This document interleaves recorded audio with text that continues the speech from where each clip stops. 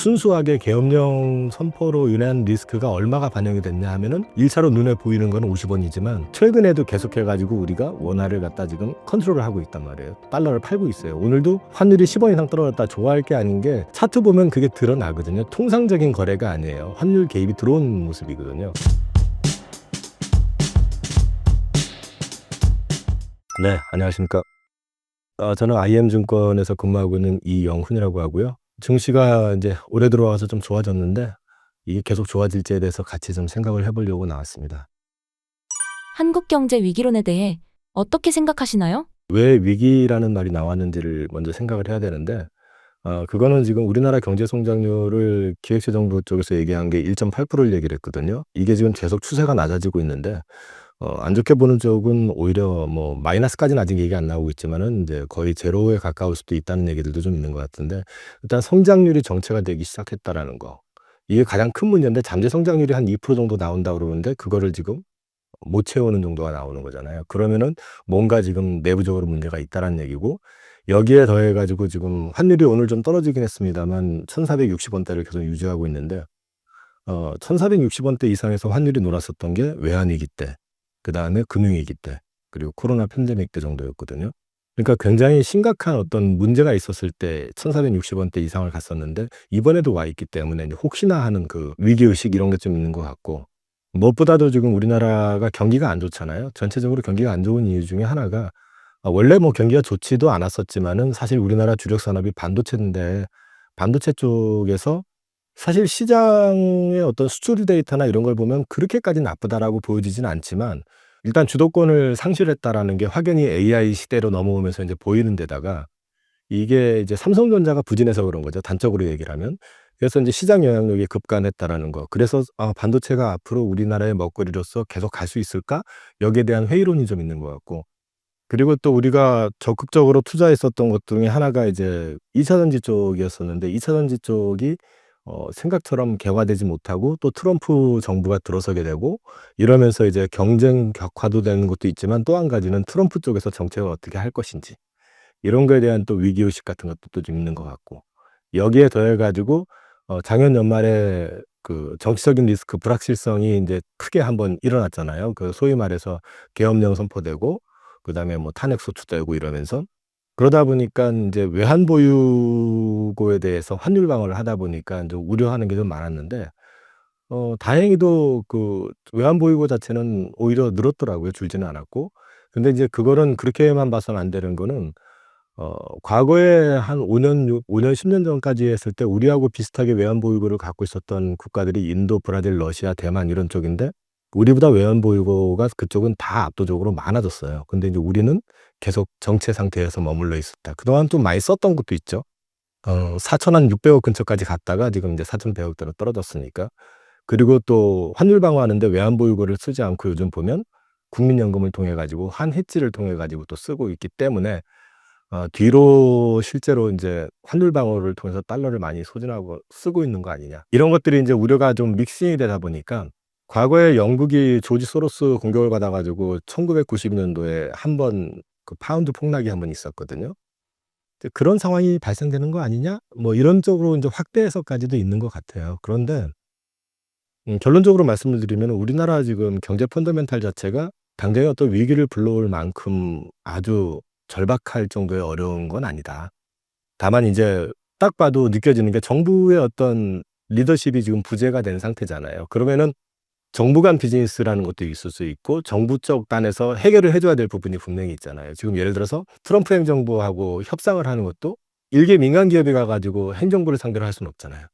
근데 지금 우리는 트럼프 2 기가 출범한다 그러는데 옆 나라 일본 같은 경우만 해도 벌써 아베 전 수상의 부인도 가고 그 소프트뱅크 오너 손정희 그 사람도 가 가지고 뭐 얘기하고 서로 뭔가 교감이 되고 있는데 우리는 전혀 지금 접선 자체가 없는 상황이라는 거죠.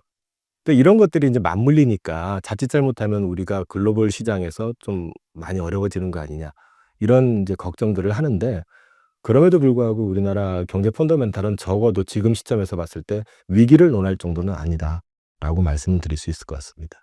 정치적 불확실성이 경제와 주식시장에 미치는 영향은 무엇인가요? 정치적 불확실성이라고 하게 되면요. 정치적으로 불안정하다라는 얘기는 결국 정책의 일관성에 대해서 의문을 가질 수밖에 없고요. 그다음에 협상의 주체가 부재한 상황이 발생이 되거나 또는 협상의 주체의 어떤 행동 자체에 대해서 의문을 갖게 되게 되면은 신뢰라는 측면에서 이제 경제는 비즈니스고 또 신뢰이기 때문에 문제가 생길 수가 있죠. 그게 바로 나타나는 게 환율입니다. 계엄령 선포했던 당일날 밤에 환율이 50원이 올랐었어요. 그걸 나중에 인위적으로 찍어 누르기는 했지만 1390원대 초반에 있었던 게 1446원까지 올라갔었습니다. 그리고 또 실제로 그 1480원까지도 넘어갔었잖아요, 최근에.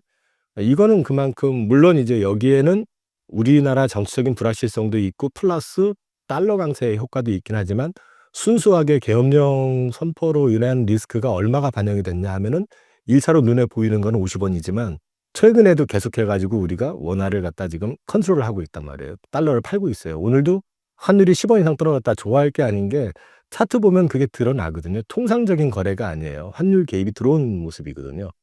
그래서 일단 환율에서 일단 그런 부분에서 평가가 좀 나타난 거고 또 한 가지는 이 국가 수장의 부재라는 측면에서 보면 방산이라든지 이 G2G 비즈니스가 이루어지는 쪽에서는 협상 주체가 사실상 없게 되니까 진행될 수가 없는 상황이 된 거죠. 지금 보시면 우리나라 같은 경우 지금 방산 관련해 가지고 국방장관도 지금 없죠.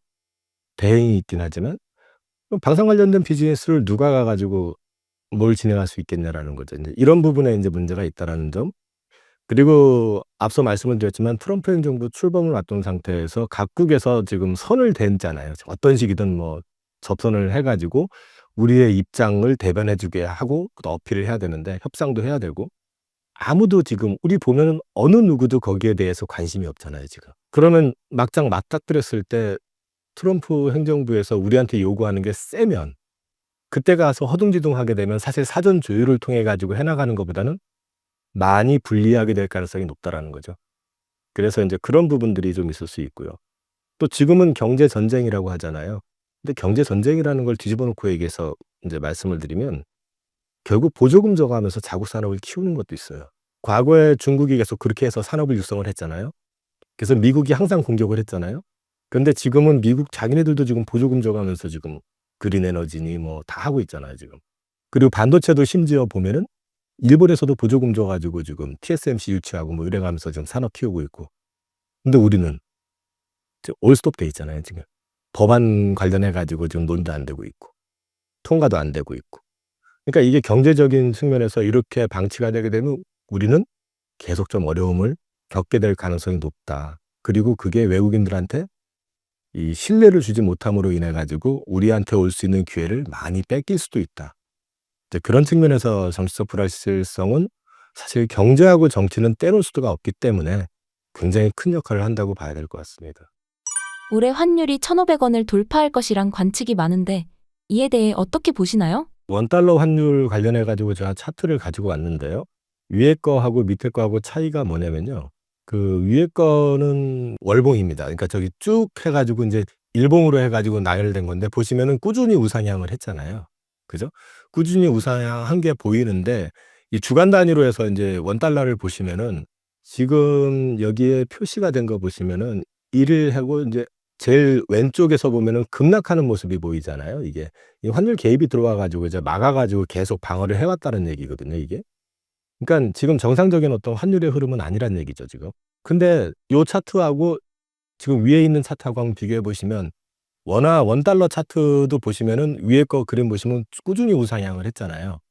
근데 엔화 쪽을 보시면 어떻습니까? 엔화 역시 마찬가지로 약간의 차이가 있기는 하지만 계속 우상향을 하는 모습이 나오고 있죠. 이런 그림들이 우리 것만 그런 게 아니고요. 저기 캐나다 달러 같은 경우도 보시면은 우리 거하고 차트 비교해 보면 별 차이가 안 나요. 우리가 조금 더 급하기는 해요. 나중에 인제 계엄령 때문에 반영된 게 있어서. 근데 다 마찬가지 상황이에요. 그래서 달러 강세 추세는 우리만의 문제는 아니다. 인제 여기에 정치적인 불확실성에 의해 가지고 50원 정도가 추가 더 상승한 것도 있고. 근데 인제 이게 달러 자체의 어떤 강세 요인을 지금 가지고 있는 거기 때문에 원화 약세가 이게 뭐 큰 치명적인 문제가 되거나 그러는 건 아니다. 근데 다만 원화 같은 경우는 지금 정치적인 불확실성 때문에 또 압박을 좀 받고 있는 게 있잖아요. 이게 가속화될 경우에는 문제가 될 수 있기 때문에 그거를 완충하기 위해서 지금 환율 개입을 하고 있는 거다. 그 정도로 보시면 될 것 같아요. 그래서 1,500원을 넘을까를 물어보셨는데 넘고 안 넘고는 그렇게 중요하지 않아요. 그러니까 예를 들어서 일본이 160엔을 넘어간다. 그럼 우리도 1,500원 넘어갈 수 있어요. 그건 자연스러운 흐름이라고 봐야 되거든요. 근데 일본 엔화가 140엔으로 떨어졌는데 우리는 안 떨어지고 계속 1,470원, 80원, 1,500원 이렇게 된다. 그건 또 문제가 될 수 있는 거거든요. 그러니까 이게 트렌드가 우리만의 문제가 아니라 글로벌 트렌드라고 하면은 어느 정도 부조를 맞춰가는 게 무역으로 먹고 사는 입장에서도 나쁘지 않고, 또 우리만의 문제가 아니라 그러면 우리만이 공격이 될 가능성은 적기 때문에 그거에 대해서 얼마가 넘어갈 거냐 말 거냐를 가지고 고민할 필요는 없을 것 같습니다. 고환율이 지속된다면 어떤 주식이 주목을 받을 수 있을까요? 고환율 수혜주라고 하면은 당연히 수출 관련된 쪽이겠죠.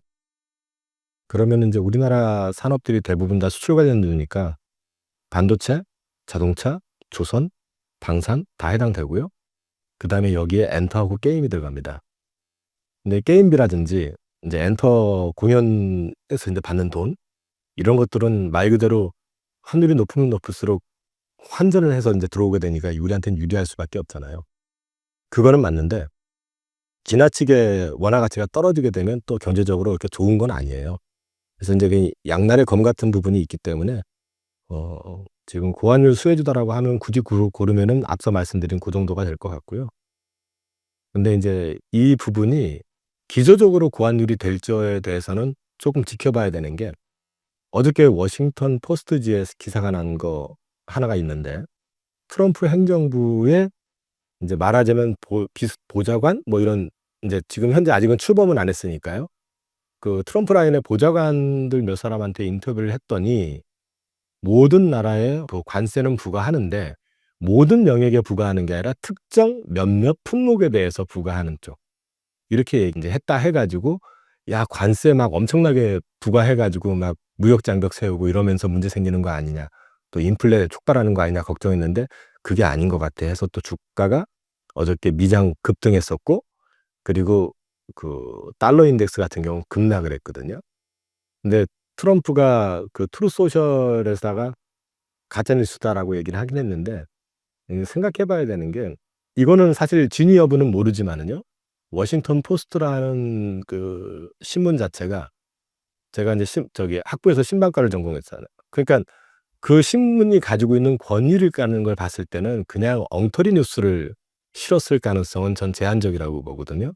그래서 그거는 다분히 그 시장을 상대로 트럼프 특유의 한번 이렇게 찔러보는 분위기 한번 파악해 보려고 한 거 아니겠느냐라고 저는 개인적으로는 그렇게 생각을 하고 있어요. 그래서 달러 강세는 상반기 어느 시점까지일 거고, 만약에 시스템적인 문제만 없다면은 하반기부터는 달러가 그래도 조금 약세 전환하지 않을까? 저는 그렇게 보고 있습니다. 금투세와 상법 개정에 대한 진행 상황은 어떤가요? 금투세는 12월 10일 날 폐지가 확정이 됐고요. 근데 이제 달라진 게 뭐야라고 하실 수 있는데, 일단 미장으로 떠난 자금은 쉽게 안 돌아올 거고요. 근데 이제 금투세라는 게 없었기 때문에 국내 증시가 뭐 여러 가지로 불합리하고, 그래도 여기서 수익 나는 거에 대해서 세금은 안 가져가니까 하고 참여했었던 자금들, 또는 큰 자금 같은 경우는 다시 관심을 가져볼 만하다라는 거지, 이게 증시 부양을 위한 기본 조건은 아닙니다. 근데 요거는 일단 금투세 폐지 자체는 추가적으로 자금 이탈할 수 있는 여지를 막았다라는 측면에서는 긍정적으로 보시는 게 맞을 것 같고요. 상법 개정 같은 경우는 아직까지 지금 여야가 지금 대치 국면 상황에서 이거를 논할 상황은 지금 아닌 것 같아요. 뭐 근데 이제 상법 개정에 대해서 계속해 가지고 이슈 메이킹을 하고 있는 기업들이 많아요. 그러니까 작년 같은 경우도 보면은 그 로보틱스 회사하고 에너빌리티 그 사이에 있는 그 회사 하나를 가지고 이쪽으로 바켓을 두산 바켓을 이쪽으로 붙일까 저쪽으로 붙일까 해 가지고 노이즈 있어 가지고 결국 가 가지고 분할 합병하는 거, 그거 인제 포기가 됐고, 그다음에 또 모 회사는 또 금요일 날 장 마감하고 시간의 매매까지 끝난 6시에 돼 가지고 유상증자 공시했다가 주가 폭락하고 문제 생기니까 감독원에서 지금 계속해 가지고 유상증자 하겠다고 신청한 거 반려 들어오고, 근데 오늘 보니까 또 거기서 그럼에도 불구하고 상반기에 유상증자 하겠다라고 발표를 하니까 또 빠지고 하는데, 이런 것들이 사실은 이제 상법 개정의 필요성을 더 키우는 얘기일 수 있거든요. 그러니까 그 대주주라고 해 가지고 지분을 뭐 60% 70% 가진 기업체가 생각처럼 많진 않아요. 그런 그 별로 많은 지분을 갖고 있지 않으면서 그 전체 회사를 갖다가 마치 자기 개인 것인 양 시장의 어떤 판단이라든지 어떤 그런 것보다는 개인의 판단 또는 뭐 물론 회사를 위해서 한다라고 하겠지만은 근데 주주들 상당수가 반대를 하고 있음에도 불구하고 그걸 강행을 해 왔던 그 과거 패턴 이런 것들을 답습하지 못하게 반복하지 못하게 해야 되지 않겠느냐. 그러니까 소위 말해서 오너들의 어떤 행위에 의해 가지고 개인 투자자들은 투자는 했는데 회사를 믿고 투자를 했는데 그들에 의해 가지고 이 사람들이 배당은 자기네들이야 그 거기 임원 등기해 놓고 또는 등기 안 해도 돈을 월급으로 받아 가지고 챙길 수가 있지 연봉으로. 배당은 쪼끔 해 주고 회사 가치는 뭐 10만 원 이상이 되는데 주가는 10,000원, 20,000 원에 그냥 머무르게 냅두고 즉 이게 주주 가치 부양이라는 거는 기업의 가치만큼 주가도 반응을 하게끔 역할을 해 줘야지 사실 그래야지 믿고 투자를 하는 건데 그런 게 전혀 없는 그런 그림을 계속해 가지고 만들어 왔었으니까 거기에 대해서 반작용은 당연히 나올 수밖에 없고 이것이 금투세에서 이제 상법 개정까지 올라온 거거든요. 그래서 이거는 어쨌든 정치적인 불확실성 이런 불안정성 같은 것들이 어느 정도 정리가 되면은 가야 될 길이 아닐까? 개인적으로는 그렇게 보고 있고요. 또 이게 거치고 난 다음에 은근슬쩍 뒤로 슥 하면서 없어져 버리는 그런 이슈가 되지는 않았으면 좋겠어요. 네. 2024년 국내 주식시장에 대한 평가와 올해 전망에 따른 개인 투자자들의 전략은 어떻게 보시나요? 지난 해를 되돌아보면은 그냥 단어로 얘기하면 압축, 쏠림, 과부하. 그러니까 모두가 올라갈 수 있는 시장 체력이 안 되다 보니까 종목이 계속 압축이 됐었고요. 압축이 되다 보니까 이 압축된 쪽으로 더 많은 자금이 몰리니까 주가가 기업 그 적정 수다 가치 이상으로 오버슈팅을 해 버리고 그러니까 나중에 과부하가 와 가지고 반작용으로 주가 빠지는 그런 패턴이 좀 이어진 것 같고요. 그러다 보니까 투자하시기가 만만치가 않았죠. 왜? 이거 굉장히 비싸 보이는데 그 주식은 계속 가고 저쪽에 널브러진 놈은 아무리 봐도 꼼짝도 안 하고 있고 이게 완전히 쏠림이 인제 가속화됐었던 거죠.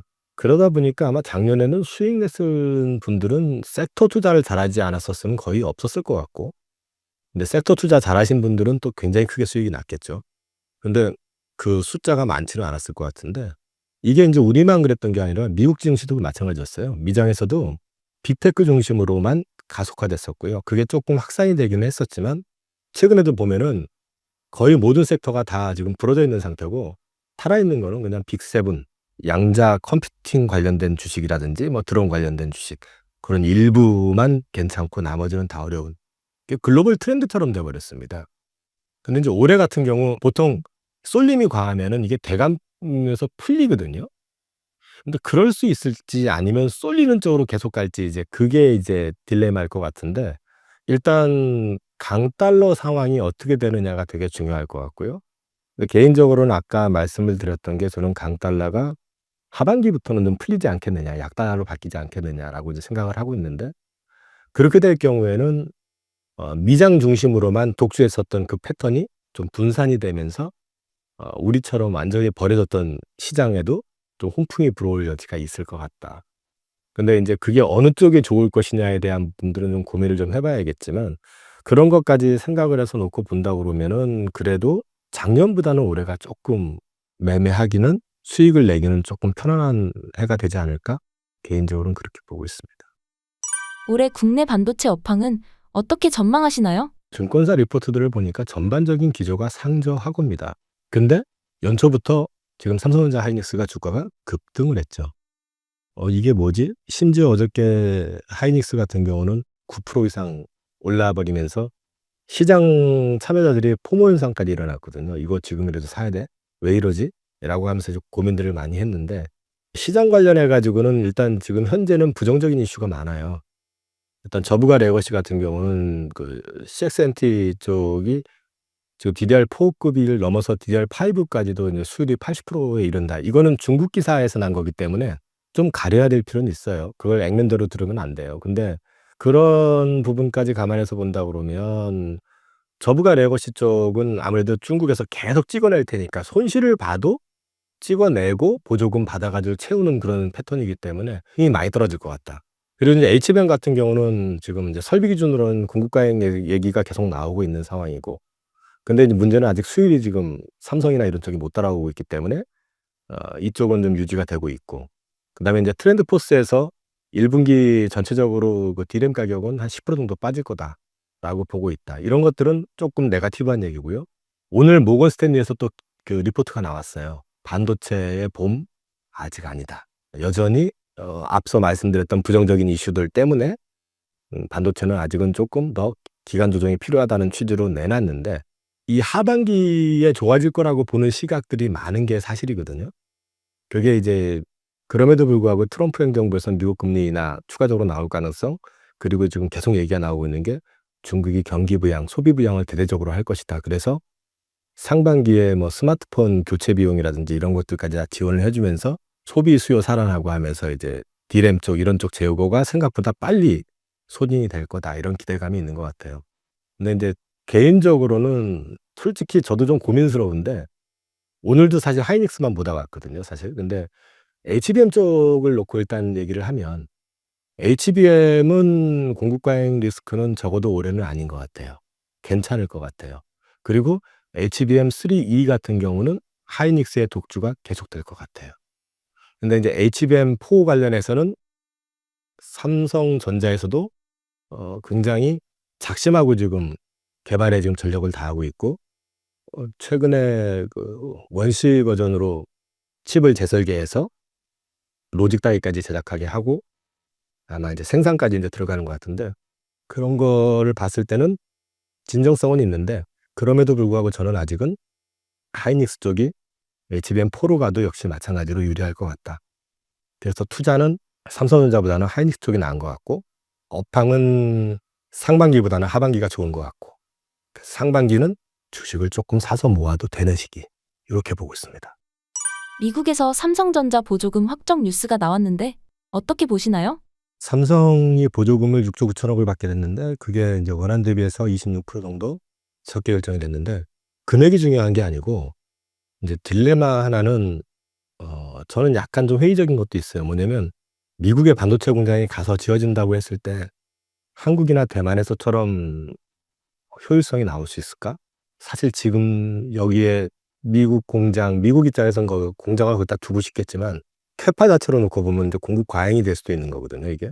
그래서 저는 사실 이거 안 받는 것보다는 나은데, 어차피 짓기로 한 거라면 막상 거기서 지었을 때, 짓고 난 뒤에 이걸 운영을 할 때 삼성의 도움이 크게 될까? 이게 조금 퀘스천이거든요, 솔직히 말하면. 그래서 저는 TSMC는 진출 안 하고 삼성만 들어가는 거다 하면 또 얘기가 다르지만, 어차피 다 들어가는 건데 그렇게 되면은 캐파만 또 그만큼 더 커지는 거고, 이게 기업들한테 나중에 어떻게 다가올지에 대해서는 좀 고민이 되는 건 있어요, 솔직히 말씀드리면. 과연 경제적으로 효과가 있는지에 대해서는 좀 나중에 살펴볼 문제인 것 같고요. 당장에는 안 받는 것보단 좋다, 뭐 그 정도로 말씀을 드릴 수 있을 것 같아요. 최근 브로드컴 주가가 급등한 이유가 무엇인가요? 격세지감? 뭐 그런 거 있죠. 브로드컴 하면은 그냥 와이파이하고 블루투스에 들어가는 중저가 칩 만드는 회사인데, 갑자기 챗GPT 같은 AI의 데이터 처리를 돕는 그 반도체를 만들면서 부각이 됐고, 이게 이제 에이지 업체다 보니까 중요한 건 이 클라이언트가 중요한데, 대형 클라우드 기업 3곳, 이 구체적으로 구글하고 메타하고 틱톡 3군데거든요. 여기랑 개발한다라고 발표하면서 주가가 폭등을 한 거예요, 사실은요. 물론 실적도 좋아진 거 있지만 실적을 놓고 보면은 엔비디아의 성장성보다 아직은 못해요. 그런데 급등을 했던 거는 엔비디아의 독주와 달리 이제는 말 그대로 주문형 반도체로 해 가지고 AI 가속기가 인제 바뀔 수 있는 거 아니냐. 이렇게 보면은 이쪽 시장이 얘네들이 먼저 이런 경험을 빅테크를 통해서 같이 해 나가고, 그다음에 엔비디아가 가지고 있던 자리를 갖다가 일정 부분 뺏어 오면서 회사가 엄청 커질 수 있겠는데, 이런 기대감들이 좀 많이 반영이 된 것 같고요. 엔비디아 제품 같은 경우는 그 범용성에다가 그 뛰어난 성능 대신에 엄청 비싼 가격 이거였었다고 하면, 여기는 그 자금 투여 금액이 적고 전력 소모 면에서도 유리한데 모든 걸 다 잘하는 게 아니라 특정 분야를 잘하는 그런 칩을 설계하는 거기 때문에, 어쩌면은 이쪽에서 성공적으로 레퍼런스를 계속 쌓아 나간다 그러면은 브로드컴이 제2의 엔비디아가 될 수 있는 거 아니냐라는 기대를 시장에서 하고 있는 것 같습니다. 엔비디아 생태계가 끝나는 거 아니냐는 얘기도 있는데 어떻게 보시나요? 일단 가속기 성장성은 계속 유지가 될 거고요. 엔비디아를 대체할 수 있는 칩은 여기저기서 지금 만들고 있다고 하지만 그 시장의 확장 속도로 봤을 때는 전체적으로 그 전체 시장이 커지는 게 더 크다. 그래서 그게 뭐 끝났다 이런 걸 얘기할 단계는 아닌 것 같고, 다만 이제 주가는 이게 100% 성장할 때하고 50% 성장할 때하고 기울기가 좀 다르잖아요. 그래서 엔비디아는 이제 상승의 기울기가 이전처럼 급하지는 않을 것 같다. 그런데 꾸준히 우상향하는 그림은 나올 가능성이 있다고 보고 있고요. 그리고 또 엔비디아는 지켜봐야 되는 게, 오늘도 그 CES에서 젠슨 왕이 발표할 때 나왔던 얘기지만 휴머노이드 로봇 관련돼 가지고 결국 거기에 소프트웨어를 직접 자신들이 맡아서 하겠다. 이 얘기는 뭐 껍데기는 누가 만들든 상관없는데 그 안에 소프트웨어를 자기네가 넣겠다. 이게 어디 전략하고 비슷하지 않아요? 구글 안드로이드 전략 뭐 이런 거잖아요. 스마트폰은 아무나 만들어도 돼. 대신에 우리 거 쓰고 돈 챙겨가는. 그러니까 엔비디아 전략이 사실 되게 무서운 것 같아요. 그래서 이게 만약에 성공적으로, 그리고 또 오늘 발표 자료를 보면 글로벌 그 로봇 회사들, 휴머노이드 로봇 회사들이 거의 대부분 다 들어가 있어요. 이제 보스턴 다이나믹스를 포함해 가지고. 그러기 때문에 이게 성공이 된다고 했었을 때는 휴머노이드 로봇 시장 자체가요. 아까 제가 자료를 잠깐 봤는데 2050년 되면 그게 7조 달러가 된대요. 감이 잘 안 오잖아요. 24년도 23년도 기준 했을 때 그게 한 34억 달러 정도인데요. 이게 2030년 되면 600억 달러가 넘어간답니다. 엄청 커지는 시장이잖아요. 이 시장에 소프트웨어를 자기네들이 주도를 해 나갈 거다라는 거잖아요. 된다고 하면 이거는 또 다른 포텐셜이 될 수 있는 거죠. 그래서 엔비디아 같은 경우는 이 기존의 그 AI 가속기가 이 쿠다 시스템을 통해 가지고 만들어진 거, 그 쿠다 시스템 자체의 개방성에 의해 가지고 지금 다들 유저들이 거기에 익숙해져 있기 때문에, 개발자들이 그것도 전환도 어려워요. 그러니까 AMD에서 뭘 만든다 해도, 아무리 더 잘 만들었다고 해도 사람들이 그쪽으로 안 넘어가는 거거든요. 그래서 이게 엔비디아 생태계는 저는 쉽게 부러지진 않을 거다. 다만 AI 가속기만 놓고 얘기했었을 때는 상승의 기울기는 좀 완만해질 수 있다. 근데 엔비디아는 그걸 넘어서는 이제 휴머노이드 쪽으로 해 가지고 또 한 번의 기회를 가져갈 것 같다. 그렇게 말씀드릴 수 있을 것 같습니다. 제2의 엔비디아는 어떤 기업이 될 것으로 보시나요? 제2의 엔비디아, 이게 참 어려운데, 시장을 대체한다는 측면보다는요, 지금 당장에는 주가 측면에서 엔비디아의 상승을 잇는다는 그런 맥락에서 얘기한다 그러면은, 그나마 지금 여전히 시장에서 주목받고 있는 거는 대체 칩 그 에이직 업체인 브로드컴 얘기를 좀 계속들 하고 있죠. 지난 3분기 실적 발표 났을 때도 보면은 성장률이, 매출액이 51% 성장했고 순이익은 23% 성장했는데, 사실 이거 굳이 비교를 하면요. 굳이 비교를 하면은 엔비디아보다 못해요. 성장률 자체는. 엔비디아가 많이 꺾였는데도 불구하고 못하거든요. 그런데 이쪽에 첫 발을 내딛어 가지고 시장을 지금 키우고 있는 상황이기 때문에 그 기대감을 상당히 많이 받을 수 있다.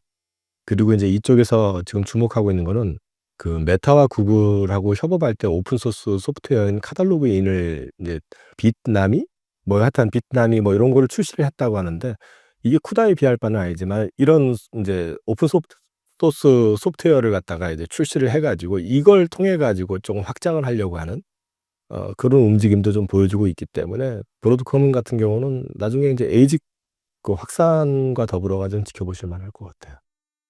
올해 글로벌 반도체 업황은 어떻게 전망하시나요? 일단 AI 쪽의 성장은 담보가 된 거 아닌가 싶습니다. 당장에 엔비디아도 계속해 가지고 지금 칩 수요에 대해서 자신감을 보여주고 있는데, 최근에 기사를 보시면 테슬라에서도 삼성이랑 하이닉스에다가 그 HBM 관련해 가지고 그 테스트 요청이 들어왔어요. 거기도 지금 자사 이제 그 컴퓨팅에 직접 HBM을 갖다 장착하는 거를 지금 검토한다고 그랬고, 또 하나 이제 ASIC 업체, 중형 반도체 업체하고 협력 가능성도 계속해서 커지기 때문에 이게 결국에는 파운드리 시장을 더 키울 수 있다라는 측면도 있었을 것 같고, 이런 맥락을 이제 종합적으로 말씀드리면 레거시 쪽보다는 HBM 시장이 아무래도 성장을 계속하지 않겠느냐 이제 볼 수 있는 것 같고요. 파운드리 같은 경우는 이제 사실은 가격과 가성비의 전쟁이라고 써놨는데, 최근에 그 TSMC가 2나노 이제 제품을 제작하는데 비용을 2배, 4나노 대비 높게 이제 받겠다고 이제 발표를 했어요. 그래서 거기에 반발한 일부 고객들이 삼성전자를 찾을 거다, 찾는다가 아니라 거다라고 이제 하는데, 가능성이 없다고 생각은 안 들어요. 그리고 최근에 보면 삼성전자가 아마 3나노 수율은 제대로 못 잡고 있는데 4나노는 또 제대로 하는 모양이더라고요. 그러니깐 뭐 '일부는 좀 가져올 수도 있지 않을까.' 하는 기대감을 가질 수 있을 것 같고요. 이런 것들 감안해서 놓고 본다고 그러면은 반도체 산업 내에서 놓고 얘기하면은 칩에서는 HBM, 그다음에 인제 파운드리 쪽에서는 일부 인제 그 ASIC 쪽의 성장과 더불어서 커지는데, 거기에서 일부 삼성 쪽이 좀 가져올 수 있는 파이가 생기지 않을까. 최근에 제가 봤던 자료에는 4나노가 수율이 한 60-70% 까지 올라왔다고 하니까 적어도 그쪽으로는 좀 고객을 좀 확보할 수도 있지 않을까 하는 기대는 가질 수 있을 것 같습니다. 창신 메모리를 비롯한 중국 반도체의 추월 가능성에 대해서는 어떻게 보시나요? 저는 개인적으로 봤을 때는 지금 기사 나는 거 한 반 정도 믿으면 맞을 것 같아요. 그러니까 이제 중국에서 얘기하는 걸 다 믿기에는 뭔가 좀 이상해요. 그러니까 DDR5 수율이 벌써 80% 까지 올라왔다는 것도 이상하고, 첨단 장비 수입이 안 되는 상황에서 쉽게 올라올 수 있는 것도 아니고, 그래서 일단 DDR5를 어쨌든 만들기는 한 것 같은데 아마도 그 수율이 높지 않을 것 같고요. 그렇게 본다고 하면은 DDR4까지는 어쨌든 만들어 가지고 시장에 뿌려대니깐 가격이 떨어질 거고, 그러면 마진이 줄 거 아니에요. 그러면은 국내 이제 디램 업체들 같은 경우는 별로 좋은 건 아니지만, 그만큼의 캐파를 그러면은 DDR5나 아니면은 인제 HBM 쪽으로 전용을 하거나 뭐 이런 식으로 해 가지고 인제 바꾸는 데는 역할을 기하지 않겠느냐. 그래서 저부가 칩은 인제 우리가 손을 대는 쪽에서 중국으로 넘어갈 가능성이 높아 보인다. 고 정도 말씀드릴 있을 것 같고, 지금도 보면은 DDR4 같은 경우 8GB 같은 경우는 시중 가격의 절반 가격에 지금 판매를 하고 있답니다, 이미. 그러니까 이미 가격적인 측면 뭐 이런 측면에서 봤을 땐 '이쪽 시장은 중국으로 넘어갔다.' 이렇게 봐야 될 것 같습니다.